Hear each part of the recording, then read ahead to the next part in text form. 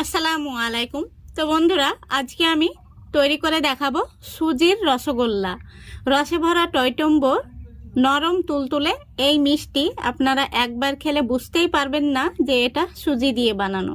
তো চলুন আজকের রেসিপিটা দেখে নেওয়া যাক। দেখুন, গ্যাসটা অন করে আমি একটি ফ্রাই প্যান বসিয়ে দিয়েছি, আর গ্যাসের ফ্লেমটা একদম লো ফ্লেমে রেখে আমি হাফ কাপ সুজি নিয়েছি। এই সুজিটাকে হালকা করে ভেজে নেব। সুজিটা খুব বেশি লাল করে ভাজার কোনো প্রয়োজন নেই, হালকা একটু ভেজে নিলেই হবে, যাতে করে সুজির কাঁচা গন্ধটা চলে যায়। আপনারা চাইলে কাঁচা সুজি দিয়েও রসগোল্লাটা বানাতে পারেন, তবে আমি হালকা করে একটু ভেজে নিচ্ছি, এতে করে রসগোল্লাগুলো খেতে আরও ভালো হবে। দেখুন, সুজিটাকে আমি 2 থেকে 3 মিনিট মতো ভেজে নিয়েছি। এবার আমি সুজিটাকে নামিয়ে নিচ্ছি। সুজিটাকে আমি নামিয়ে নিয়েছি। এবার এই ফ্রাই প্যানের মধ্যে দিয়ে দিচ্ছি 1 কাপ দুধ। দুধটাকে আমি আগে থেকে জাল করে ঘন করে নিয়েছি। এই দুধের মধ্যে আমি দিয়ে দিচ্ছি 3 চামচ মতো চিনি। এবার এই দুধটা ফুটে ওঠা পর্যন্ত অপেক্ষা করতে হবে। দেখুন, দুধটা খুব সুন্দরভাবে ফুটে গেছে। এবার আমি গ্যাসের ফ্লেমটা একদম লো ফ্লেমে রেখে আমি যে সুজিটা ভেজে রেখেছিলাম সেই সুজিটা দিয়ে দিচ্ছি।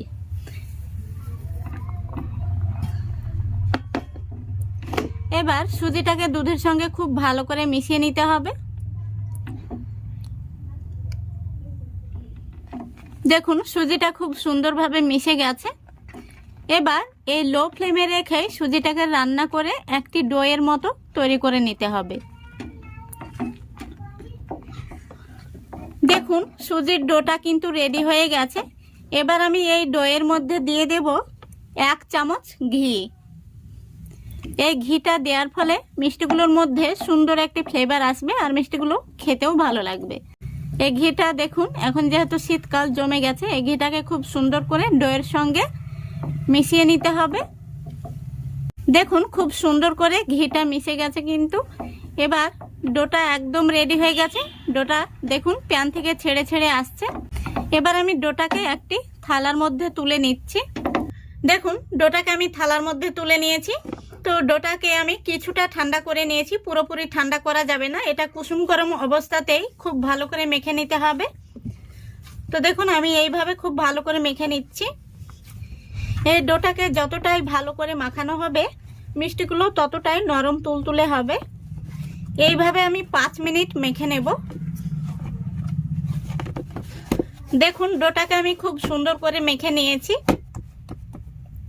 এবার আমি হাতের মধ্যে সামান্য একটু ঘি মেখে নিচ্ছি, রসগোল্লার শেপ দিয়ে নেব।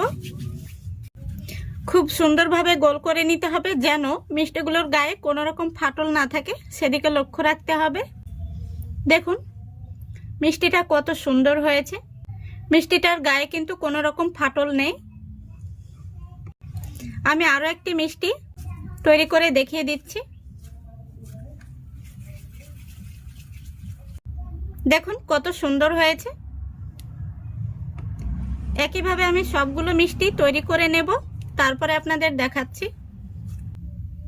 দেখুন, সবগুলো রসগোল্লার শেপ দিয়ে নিয়েছি। দেখুন, দেখতে কত সুন্দর হয়েছে। প্রত্যেকটি মিষ্টি কিন্তু খুব সুন্দর হয়েছে, একটিও কিন্তু ফাটল নেই। এবার আমি মিষ্টিগুলোকে শিরার মধ্যে দেব। এবার আমি শিরাটা তৈরি করে নেব। গ্যাসটা অন করে কড়াই বসিয়ে দিয়েছি। কড়াইতে দিয়ে দিচ্ছি 1 কাপ চিনি, আর দিয়ে দিচ্ছি 1.5 কাপ জল। তারপরে দেখুন, এখানে আমি 2টো এলাচ মুখ ফাটিয়ে দিয়ে দিচ্ছি।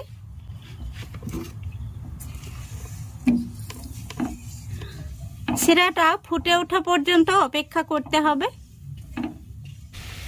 দেখুন, শিরাটা ফুটে গেছে।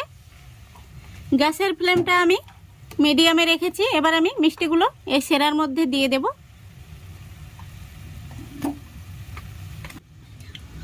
মিষ্টিগুলোকে আমি ঢাকনা দিয়ে ঢেকে 8 মিনিট জাল করে নেব।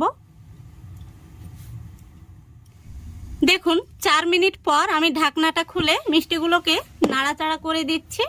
মিষ্টিগুলো আলতো হাতে নাড়াচাড়া করে দিতে হবে। আবারও আমি ঢাকনাটা লাগিয়ে দিলাম, আরও 4 মিনিট আমি জাল করে নেব। দেখুন আমি আরও 4 মিনিট জাল করে নিয়েছি। মিষ্টিগুলো দেখুন কতটা মোটা মোটা হয়ে গেছে। তো মিষ্টিগুলোকে আমি 8 মিনিট ঢাকা দিয়ে জাল করে নিয়েছি। এবার আমি ঢাকনাটা খোলা রেখে আরও 4 মিনিট জাল করে নেব। দেখুন মিষ্টিগুলোকে আমি আরও 4 মিনিট জাল করে নিয়েছি। মিষ্টিগুলো খুব সুন্দরভাবে সেদ্ধ হয়ে গেছে, আর দেখুন কত মোটা মোটা হয়ে গেছে। এবার আমি গ্যাসটা অফ করে দিচ্ছি। দেখুন মিষ্টিগুলো কত সুন্দর হয়েছে।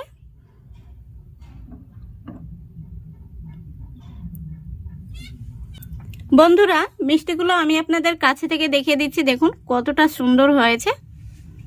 আশা করি দেখে আপনারা বুঝতে পারছেন। দেখুন দারুণ হয়েছে, আর মিষ্টিগুলো কতটা মোটা মোটা হয়ে গেছে দেখুন।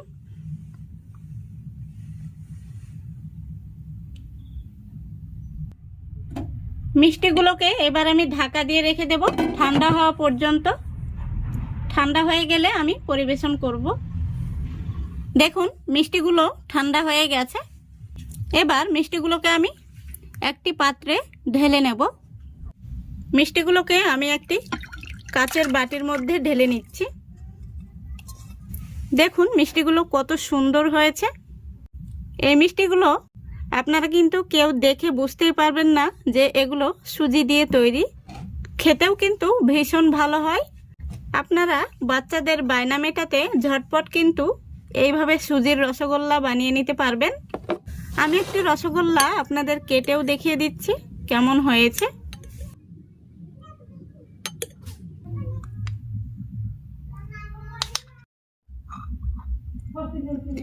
দেখুন রসগোল্লাটা কত সুন্দর হয়েছে, ভেতর থেকে কতটা সফট হয়েছে। এই দেখুন, আশা করি দেখে আপনারা বুঝতে পারছেন কতটা রসালো হয়েছে, একদম নরম তুলতুলে।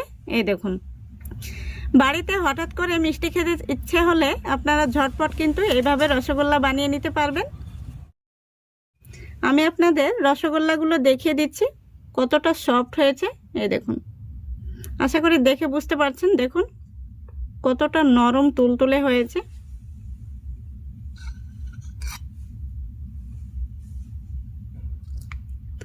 আশা করছি আজকের এই রসগোল্লার রেসিপিটা আপনাদের ভীষণ ভালো লেগেছে। ভালো লাগলে অবশ্যই লাইক, কমেন্ট, শেয়ার করে দেবেন এবং চ্যানেলটিকে সাবস্ক্রাইব করে অল নোটিফিকেশানটি অন করে সঙ্গে থাকবেন। আজকের মতো এখানেই বিদায় নিচ্ছি। সবাই ভালো থাকবেন, সুস্থ থাকবেন। খোদা হাফেজ।